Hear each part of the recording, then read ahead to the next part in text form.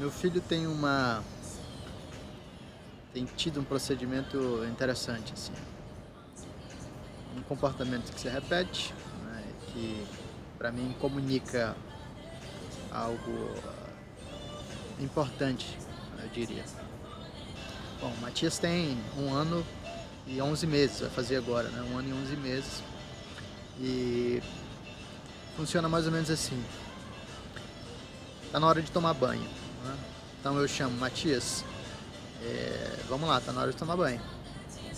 E aí ele tá brincando com alguma coisa. Às vezes eu digo, escolhe o brinquedo que você vai levar para tomar pro banho. E aí normalmente ele tá com um brinquedo numa mão, às vezes com outro brinquedo na outra mão. E ele quer então levar os dois brinquedos, mas não só os dois. Ele corre para tentar pegar um terceiro brinquedo. Só que ele só tem duas mãos, e duas mãos pequenas. Então o que acontece na maioria das vezes é que ele faz um esforço tremendo para conseguir levantar esse terceiro brinquedo para levar com ele. Também na maioria das vezes ele não consegue, né?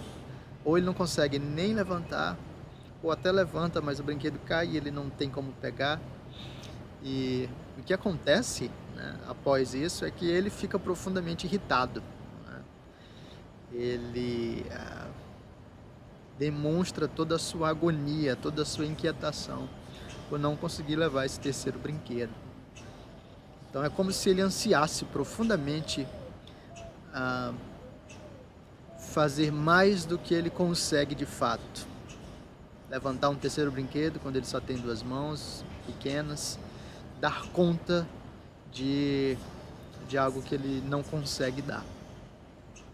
E bom, quando isso acontece, a minha reação é dizer para ele, né, filho, não dá, né? Você só tem duas mãos, escolhe dois brinquedos e vamos. Mas se a gente parar para pensar um pouquinho mais, e eu parando para pensar um pouquinho mais, identifico que isso é exatamente o que eu faço. E às vezes até quem eu tenho sido. Eu também só tenho duas mãos.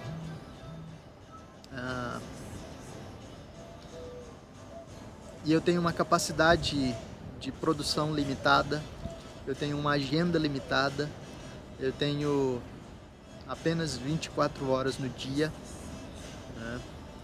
E o que muitas vezes eu tento fazer é, assim como o Matias, colocar mais coisas no meu prato do que eu consigo realmente lidar, assumir mais tarefas do que eu consigo fazer, planejar mais coisas do que eu consigo cumprir. E o que acontece é que, logicamente, se são mais do que eu consigo, alguma coisa vai ficar de fora, alguma coisa vai ficar mal feita, alguma coisa não vai sair. E assim como o Matias, eu fico profundamente irritado, frustrado, cansado quando eu vejo essas minhas demonstrações de limitação acontecendo. Salmo 131 apresenta a imagem de um homem que encontrou descanso. De fato, no versículo 2, ele demonstra muito intensamente essa expressão do que é ser alguém descansado. Ele compara a sua própria experiência de uma criança que acabou de ser desmamada nos braços da sua mãe. Uma criança antes de mamar está naquela agonia, o choro, a fome, toda a inquietação demonstrada. Mas depois de mamar, ela é a expressão máxima da paz, né? Ela cochila, ela está satisfeita. E o que o salmista nos diz no versículo 1, antes de descrever essa imagem, é que uma das coisas pelas quais ele aprendeu então a experimentar o descanso e a paz é que ele não busca coisas grandes e maravilhosas demais para ele. Em outras palavras, o salmista está dizendo: eu não tento dar conta daquilo que está fora da minha alçada. Eu reconheço a minha condição e eu aceito a minha condição. Eu não busco coisas grandiosas e maravilhosas demais para mim. Bom, talvez como eu, você seja essa pessoa que tenta fazer mais do que consegue e fica frustrado por isso.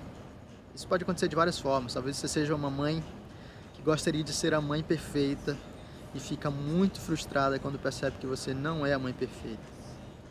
Talvez você gostaria de ser o profissional do ano e percebe que você ainda não consegue produzir no ritmo ou da maneira como gostaria. Talvez você queira ser o pastor que você admira e você percebe que ainda não chegou lá.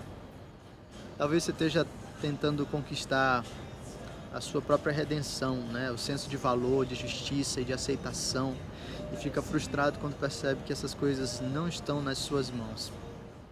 Bom, para gente como eu, como meu filho, talvez como você também, existe essa mensagem do Salmo 131. A gente precisa aprender a reconhecer a nossa condição e aceitá-la. E talvez agindo de maneira um pouquinho mais humilde, a gente consiga carregar apenas 2 brinquedos e encontrar plena satisfação e contentamento em perceber que 2 brinquedos já são grande bênção para a gente. Dar um passo de cada vez, entendendo a nossa vocação e entendendo o nosso momento. Experimentar o contentamento em Deus por aquilo que a gente já tem, em vez de só olhar para aquilo que a gente não tem. Pode ser uma das coisas mais agradáveis e libertadoras para a nossa experiência.